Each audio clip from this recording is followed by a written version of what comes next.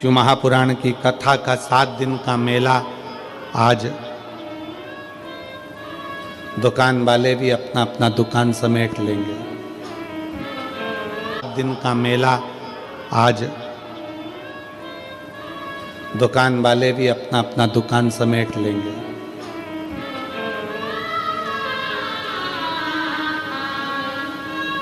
इतना बड़ा बोरा दुकान वाले उसमें सब माल भर लेते हैं और बोरे का मुंह बांध के गाड़ी में पटक देते हैं, चल देते। इतना सामान तुमने देखा दुकानों पे कितना सामान जमा है। कंकु रखा, चावल रखा, रुद्राक्ष रखा, ये रखा, वो रखा, तोरण रखे, बंडरवाल रखी, खाने का सामान रखा, पीने का सामान रखा, सब रखा है दुकानों पर। और जब कथा पूरी हुई, 7 दिन पूरे हुए, दुकान वालों ने अपना सामान एक बोरे में भरा, मुंह बांधा, पटक दिया। 7 दिन तक खूब फैलाया पर 7वें दिन आखिरी में समेट लिया। और यही होता है, 7 दिन है, 7 दिन। रविवार को जन्म हुआ, सोमवार को बड़े हुए, मंगलवार को ब्याह हुआ, बुधवार को बच्चे हुए, गुरुवार को बीमार पड़े, शुक्रवार को हॉस्पिटल गए और शनिवार को सीताराम हो गए। 7 दिन निकल गए, सामान बंधा गया। आप और हमने भी कितना फैला रखा है परिवार का, नातों का, रिश्तों का, कुटुंब का, कबीले का। और धीरे धीरे वो पूरा फैल तो गया। आखिरी में फिर समेटना भी जरूरी है, नहीं तो कौन समेटेगा, कौन समेटेगा। और देख लिया संसार हमने, देख लिया सब मतलब के यार हमने देख लिया। झूठे नाते, झूठे रिश्ते, झूठे नाते, झूठे रिश्ते, अरे झूठा है परिवार हमने देख लिया। सब मतलब के यार हमने। आज के समय में तुम्हारे घर में जो बहुएं रह रही हैं, आज के समय में तुम्हारी बहुएं तुम्हारी सेवा कर रही हैं। आज के समय में तुम्हारी बहू तुमको अगर चाय दे रही है, अच्छे से बोल रही है, आज के समय में बहू तुम्हारे घर में रह रही है, समझ लेना कि तुम दुनिया की सबसे अच्छी सास हो, जो तुम्हारी बहू तुम्हारे साथ रह रही है।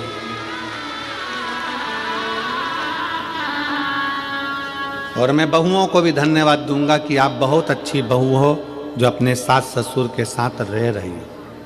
पर मेरी बहुओं से निवेदन है कि तुमने तो निभा ली अपने सास ससुर को, और तुम तो बहुत अच्छी बहू हो जो तुम लेकर चल रही हो, पर अपने घर के बच्चों को ऐसा संस्कार देना कि तुम्हारी आने वाली बहू भी तुम्हारे साथ अच्छे से रह सके और तुम्हारे साथ निभ सके। ये बूढ़ी बूढ़ी माताओं का तो समय निकल गया। अब जैसा निकलना था, रुखी खाई सूखी खाई, खेत में, व्यापार में, काम में, धंधे में, जैसा निकला इनका समय निकल गया। अब अपनी बारी है। आदि कमरिया पे साड़ी, INT की बारी। अब बारी अपनी है। अब अपने को साधना है कि अपन कैसे रह सकते हैं।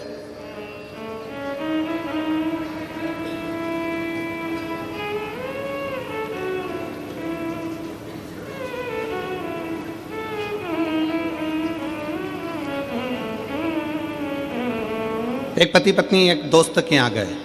पति का दोस्त था, पत्नी भी उसके साथ में गई। पति पत्नी का आपस में झगड़ा हो रहा था, तो पति अपने दोस्त को समझा रहा था, देखो परिवार के तो साइकिल के 2 चक्के होते हैं, गाड़ी के 2 पहिए होते हैं, ऐसे पति पत्नी होते हैं। अच्छे से मिलकर चलना चाहिए, प्रेम से रहना चाहिए, झगड़ा नहीं करना चाहिए, लड़ाई नहीं करना चाहिए। पत्नी अपने पति का मुंह देख रही थी, कितना ज्ञान दे रहे हैं, कितने अच्छे से समझा रहे हैं अपने दोस्त को, कितनी विद्वत्ता है इनमें। मेरे घर में हीरा और मैं समझ नहीं पाई, इतना विद्वत्ता में बात करी। अब पत्नी पति के साथ गाड़ी पर बैठकर चली और पत्नी जैसे गाड़ी पे बैठी तो अब हमने पहले भी कथा में कहा था, पति इधर से सुनता है इधर से निकाल देता है, पत्नी इधर से भी सुनती इधर से भी सुनती इधर से निकाल देती है। अब पत्नी ने बोलना चालू करा, तुम कितना अच्छा बोलते हो, कितना अच्छे से बोल रहे थे कि गाड़ी के 2 चक्के होते हैं, ऐसा होता है वैसा होता है। तो पत्नी ने प्रश्न किया, एक बात पूछो तुमसे। पति ने बोला, पूछ, क्या पूछना है? अब अच्छा खासा सब हो गया था, अब लड़ाई करने की तैयारी थी। एक बात पूछो तुमसे। हाँ पूछो, क्या पूछना है? मान लो गाड़ी के 2 चक्के हैं और एक चक्का अगर मान लो बेकार हो जाए, फट जाए, फूट जाए, पंचर हो जाए तो फिर क्या करना चाहिए? पति बोला, स्टेपनी लगा के निकल जाना चाहिए। पत्नी ने तो गाड़ी रुकवाई और जो झगड़ा करने बैठी दम से, जो झगड़ा कर, समझ वाला विषय, समझ का। मेरा माताओं से निवेदन है, मेरी जीजियों से निवेदन है, मेरे जीजाओं से निवेदन, अपने बच्चों को ऐसा संस्कार देना कि आने वाली पीढ़ी श्रेष्ठ हो, आने वाला समय श्रेष्ठ हो।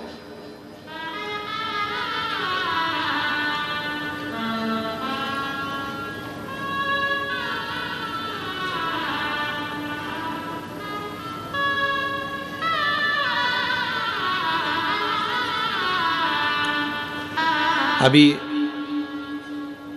कल जब हम शाम को वहाँ बैठे तो पत्रकार बंधुओं में से एक पत्रकार ने हमसे पूछा, वो इतनी देर तो हमारे ये रुकने नहीं देते हैं, पीएसओ वगैरह उनको निकालते जाते हैं सबको।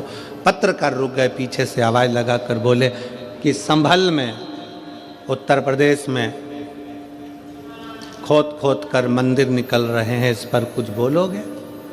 हमने उसको एक ही बात कही, हमारे बाप की जागीर है, निकल रही है तो तुम्हारे बाप का क्या जा रहा है? हमारे बाप का है, निकल रहा है, प्रसन्न होना चाहिए कि सनातन धर्म का। अभी अभी पटना में मालूम पड़ा कि वहां पर भी एक 500 वर्ष पुराना एक शंकर का शिवलिंग प्रकट हुआ है, 500 वर्ष पुराना। ये भारत की भूमि है, भारत की, और भारत की भी जाने दो, पूरे विश्व की भूमि को खोदो, उसमें से केवल एक सनातन धर्म का शिव ही प्रकट होगा। पूरे भारत की भूमि को कहीं से भी खोद लो, वहां से शंकर ही निकलेगा, सनातन धर्म का स्तंभ ही निकलेगा।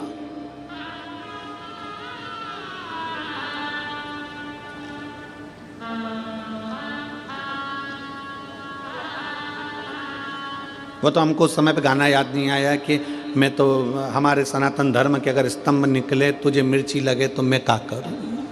उसमें क्या दिक्कत? जिसका है वही तो निकलेगा।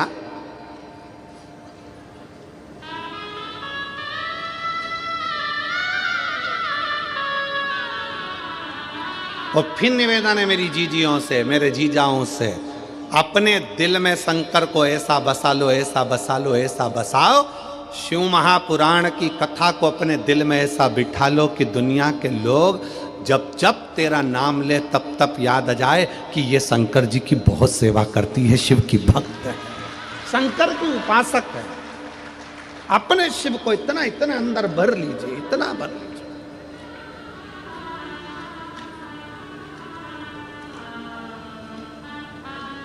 शिव तत्व को अपने भीतर समाहित करो।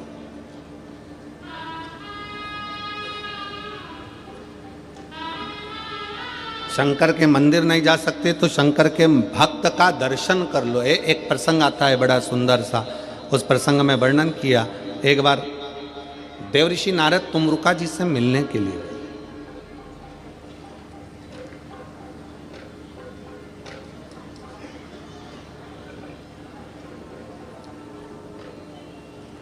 तुमरुका जी कौन है? देवऋषि नारद के मित्र। देवऋषि नारद तुमरुका जी से मिलने, देवऋषि नारद क्या करते हैं?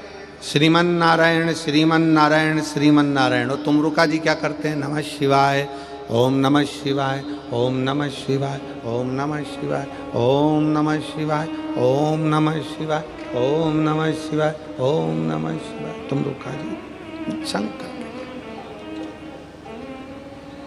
एक नारायण के भक्त हैं, दूसरे शिव के भक्त हैं, शिव के भक्त। तुमरुका जी से मिलने के लिए देवऋषि नारद निकल कर जा रहे थे। अब नारद जी ने विचार करा कि मैं यहाँ से निकल कर जा रहा हूँ तो एक काम करता हूँ कि तुमरुका जी कहीं आकाश में तो मिलने वाले हैं नहीं।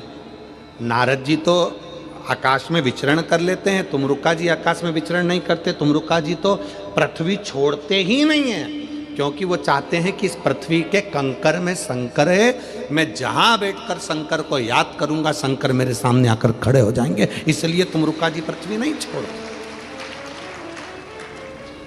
कोई तुमसे कह दे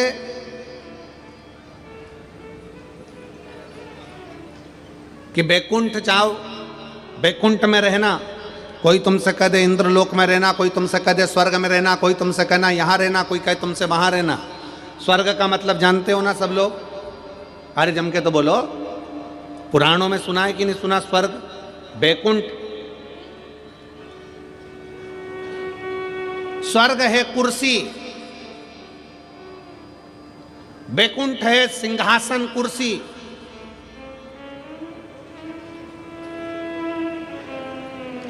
और शंकर भगवान का धाम है ये पृथ्वी। पृथ्वी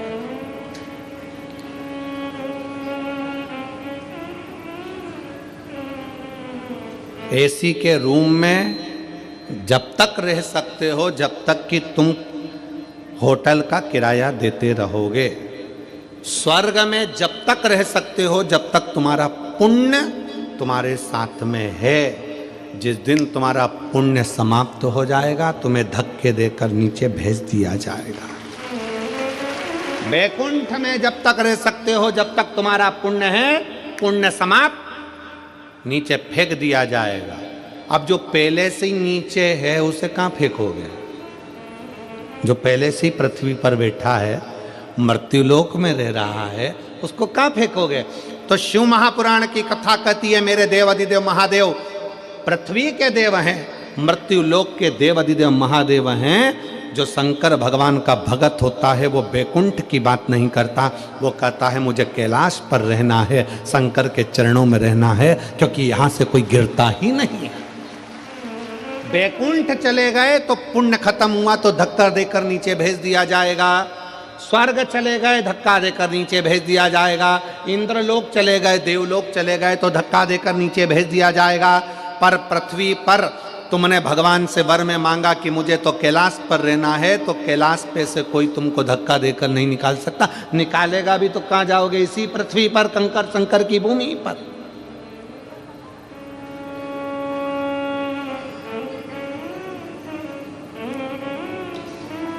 और काहे की माला बनी कौन नाम जपना, काहे की माला बनी कौन नाम जपना, तुलसी की माला बनी राम नाम जपना, तुलसी की माला बनी राम नाम जपना। और भोले लगा देंगे पार, ओ भोले बाबा जाना है हमको कैलाश, ओ भोले बाबा जाना है हमको कैलाश। हम भगवान शंकर से प्रार्थना करें कि हमको अगर बाबा रखना तो तेरे चरणों में रखना, कैलाश पर रखना, तेरे धाम में रखना, काशी में रखना, गंगा के घाट पर रखना, तेरे चरणों में रखना, कहीं से फेंके नहीं जाएंगे, कहीं से नहीं फेंके जाएंगे।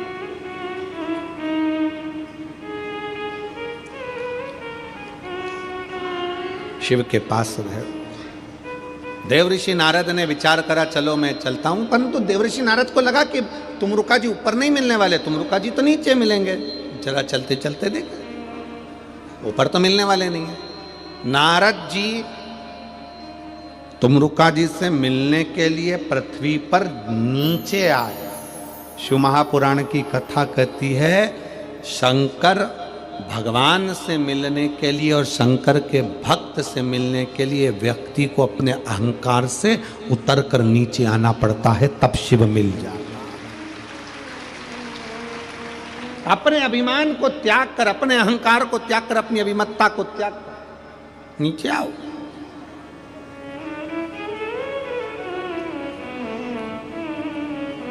तुम्हारी 50 एकड़ जमीन है ना, 50 बीघा जमीन है, 40 बीघा जमीन है, 30 बीघा जमीन है, कभी मत कहो कि तुम्हारी 30 बीघा जमीन नहीं। वो जमींदार तो ऊपर है, हम तो उसके नौकर हैं। एक पत्र है,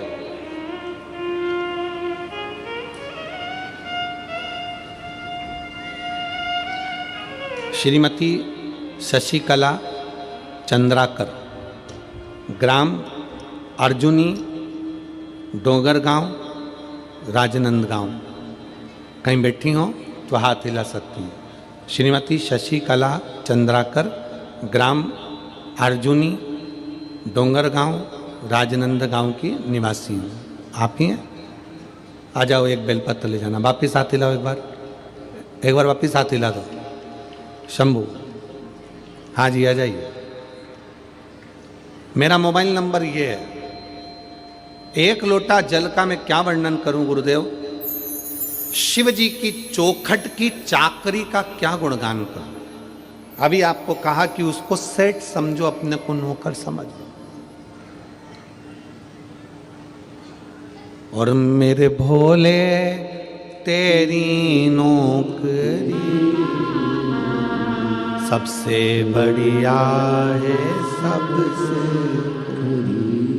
तेरे दरवाजे की चाकरी सबसे बढ़िया है, सबसे।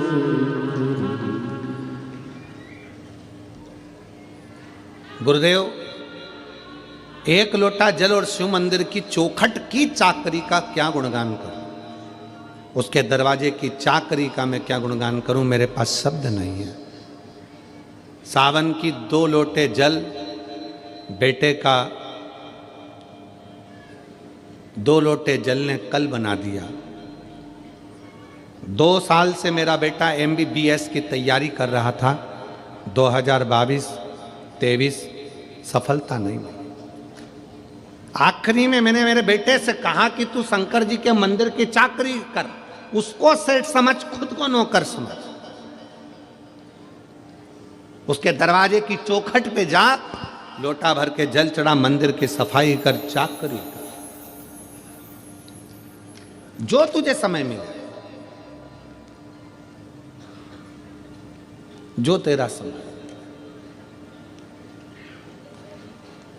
शंकर भगवान के मंदिर में मेरे बेटे ने जाना चालू करा।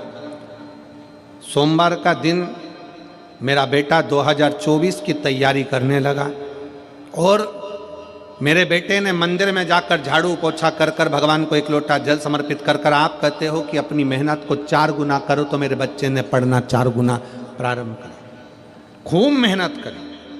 और बाबा की ऐसी कृपा हुई कि मेरा बेटा नीट का रिजल्ट क्लियर कर लिया और वो MBBS अंबिकापुर में कॉलेज में कर रहा है। आज मेरा बेटा डॉक्टर बनने की कतार पर है। नीट एग्जाम में पास कर लिया उसने। आज मेरा बेटा अंबिकापुर कॉलेज में MBBS की पढ़ाई कर रहा है, उसका नीट क्लियर हो गया। शिव तत्व में, शंकर की चाकरी में सुख है। शिव की चाकरी में सुख।